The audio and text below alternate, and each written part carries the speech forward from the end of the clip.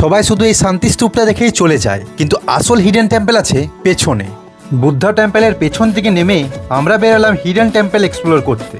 একটু গাছের নিচে বসে এই পাহাড়ের হাওয়াটা এনজয় করলাম সবাই মিলে। প্রথমে গেলাম এই লক্ষ্মীনারায়ণ টেম্পলে।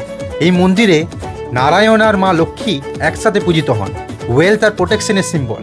তারপর সামনে একটা শিব মন্দির, পেছনের ডিজাইনটা একদমই ইউনিক।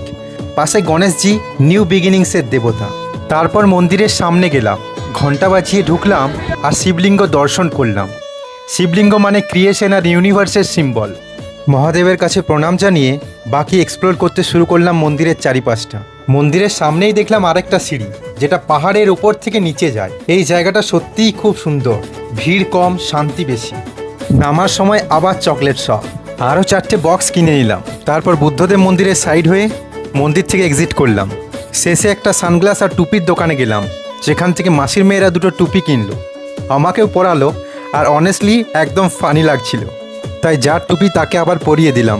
এই ধৌলি ট্রিপ এখানেই শেষ হলো, কিন্তু নেক্সট ব্লগে আরও ইন্টারেস্টিং জায়গায় যাচ্ছি, তার জন্য স্টে টিউন। বাই।